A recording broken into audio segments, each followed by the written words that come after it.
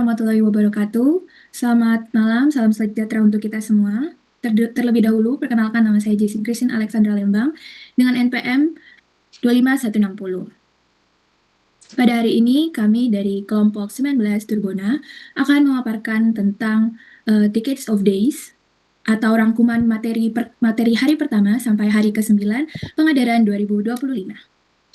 Baik, sekarang saya persilahkan kepada anggota kelompok untuk menyampaikan presentasinya. Baik, sebelumnya di sini perkenalkan, di sini kita akan memperkenalkan diri kita masing-masing dari kelompok 19. Sebenarnya saya Zubairi Sarif Fatoni, NPM 25003. Lanjut. Perkenalkan, nama saya Hansa Fitri, NPM 25123. Perkenalkan, saya Tasya Dwi Aldiavani, NPM 25111. Perkenalkan, nama saya Azara Gemarani, NPM 25259. Perkenalkan, saya Jessin Christine Alexandra Lembang, NPM 25160. Perkenalkan, nama saya Cendi Akbar Maulana Saputra dengan NPM 25260. Perkenalkan, saya Hanifan Abdillah dengan NPM 25180. Perkenalkan, saya Vanessa Rusdianti, NPM 250320101222. Halo, saya Muhammad Junor Afif dengan NPM 25103. Perkenalkan, nama saya Aisyah bin Hussein dengan NPM 25194. Perkenalkan, nama saya Muhammad Faris Al-Rashid, NPM 25211. Perkenalkan, nama saya Muhammad Syarif Ali Akbar dengan NPM 25181. Perkenalkan, saya Farencia Dwi Anggraini dengan NPM 25292. Perkenalkan, nama saya Fahri Muhammad Syarif, NPM 25131.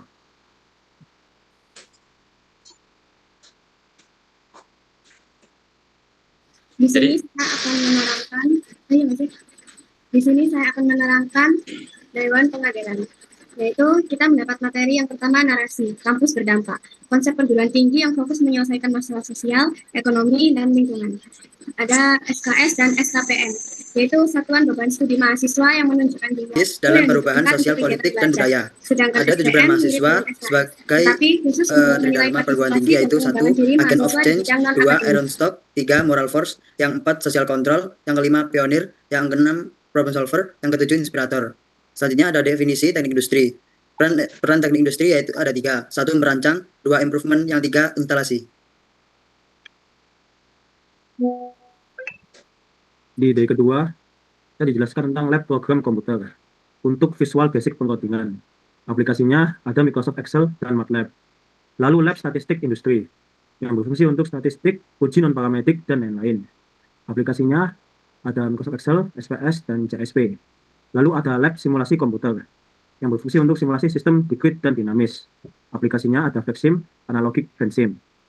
Lanjut, materi dari LSIE menjelaskan tentang laboratorium yang ada di LSIE. Yang pertama ada laboratorium gambar teknik yang membahas tentang gambar 2D dan juga 3D. Lalu ada laboratorium proses manufaktur yang membahas tentang pengolahan bahan baku. Yang ketiga adalah PSK dan SE yang membahas tentang pengolahan data.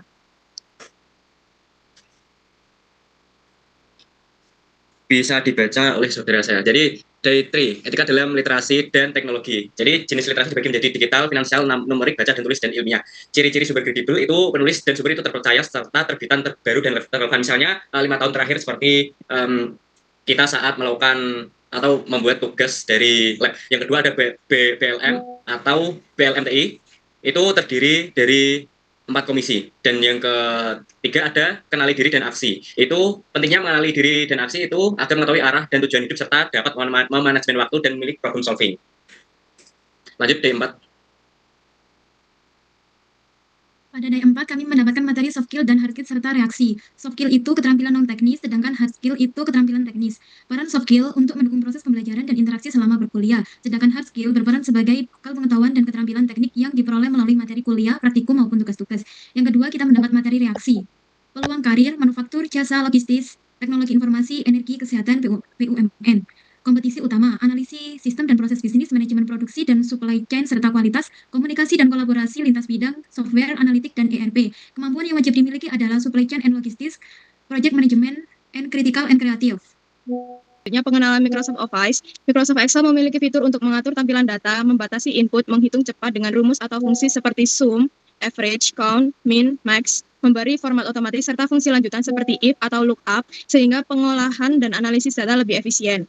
Selanjutnya yaitu Industrial Mindset and System Thinking. Sistem adalah kumpulan elemen yang saling berinteraksi dan berhubungan dalam pola sebab akibat untuk mencapai tujuan tertentu. System Thinking merupakan cara berpikir menyeluruh dengan melihat keterkaitan antar bagian, bukan hanya bagian secara terpisah yang sering dijelaskan melalui alur. Bisa dibaca poin-poinnya aja ya. Selanjutnya itu ada D6, yang pertama ada materi profesional LinkedIn dan CV. CV itu daftar riwayat hidup, isi dari CV yaitu data pribadi, profil singkat, pendidikan, pengalaman kerja, skills, pengalaman kepanitiaan, sertifikat dan pelatihan, prestasi dan penghargaan, portofolio, referensi atau kotak. Selanjutnya LinkedIn itu adalah live update-nya karir orang-orang, IG tapi versi CV, stalking pencapaian orang, dan sosmed yang isinya tentang karir. From engineer to leader yaitu kepemimpinan suatu proses yang menyebabkan orang lain melakukan tindakan untuk mencapai tujuan bersama. Dasar kepemimpinan yaitu berkarisma, inspiratif, intellectual simulation, individualist consideration. Materi yang ketiga yaitu seminar KCC, yaitu peran desain di dunia mahasiswa. Yang pertama ada seni dan praktik, perencanaan dan proyeksi, ide serta pengalaman dengan elemen visual dan tekstual. Tujuannya menyampaikan informasi secara visual agar mudah dipahami audiens. Lalu untuk di hari ke-7, kita mendapatkan materi yang pertama yaitu inisiatif menemukan peluang. Dengan definisi, bertindak tanpa disuruh, mempunyai kesadaran memulai, dan peka terhadap peluang. Tujuannya untuk kebaikan kehidupan pribadi diri sendiri. Lalu materi kedua, active listening dan feedback. Definisinya adalah kemampuan untuk fokus serta memahami, sedangkan feedback adalah kemampuan untuk merespon, dengan tujuan agar kualitas pribadi menjadi lebih baik. Lalu materi yang ketiga, ada emotional control. Dengan definisi, kemampuan untuk menyadari, memahami, dan mengatur emosi agar tidak berada dalam situasi penuh tekanan. Dengan tujuan untuk mengontrol emosi lebih baik. Next. Selanjutnya materi dari 8.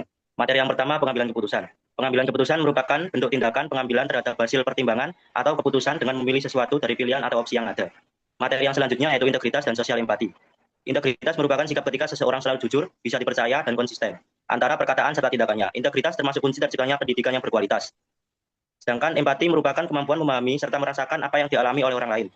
Rasa empati dapat memberikan dampak positif seperti yang pertama, menjadi lebih peduli dan suka tolong-menolong. Yang kedua, komunikasi menjadi lebih baik. Yang terakhir, memiliki pertemanan yang sehat.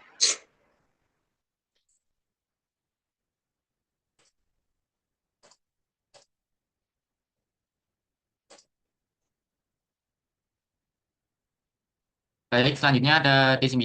Materi yang pertama yaitu ada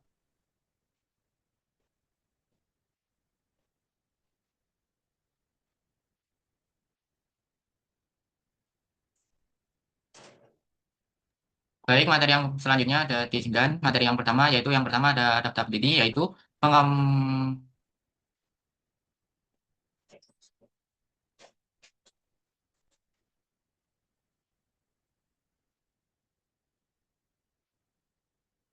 Ayo, Rek, nama Rek. Baik, materi selanjutnya ada D8. Yang pertama yaitu ada adaptability, yaitu kemampuan untuk menyesuaikan diri dengan cepat dan efisien terhadap suatu perubahan. Yang selanjutnya ada tantangan. Yang pertama yaitu stres akademik, perbedaan budaya, dan teknologi. Strateginya yang pertama yaitu terbuka pada perubahan, belajar dari pengalaman, mengelola stres, bangun jaringan sosial, dan refleksi diri secara rutin. Materi yang kedua ada growth mindset. Growth mindset adalah pola pikir yang meyakinkan bahwa kemampuan dapat berubah melalui usaha ataupun pembelajaran. Strategi menumbuhkan growth mindset yang pertama yaitu self-talk pada diri. Yang kedua yaitu fokus pada usaha. Yang ketiga sering membaca jurnal belajar. Yang keempat cari masukan atau feedback. Dan yang kelima berkumpul dengan orang-orang yang suportif. Baik, selanjutnya adalah pengambilan keputusan. Pengambilan keputusan adalah proses memilih alternatif terbaik untuk menyelesaikan suatu masalah. Nah, pengambilan keputusan ini dapat dilakukan dengan cara yang pertama, identifikasi masalah, yang kedua, mengumpulkan informasi, yang ketiga, identitas alternatif, yang keempat, evaluasi alternatif, yang kelima, memilih alternatif terbaik, dan yang keenam, implementasi keputusan. Lalu di dalam pengambilan keputusan kita butuh namanya critical thinking. Critical thinking ini adalah sebuah proses menganalisa sesuatu secara hati-hati dan rasional untuk menghasilkan keputusan. Lalu kegunaan dari critical thinking adalah yang pertama untuk menyaring informasi yang ada, yang kedua untuk membantu mengambil keputusan, yang ketiga untuk meningkatkan problem solving, dan yang terakhir untuk menghindari pemikiran bias. Sekian presentasi dari kelompok 19. Ada kurang lebihnya mohon maaf. Wassalamualaikum warahmatullahi wabarakatuh.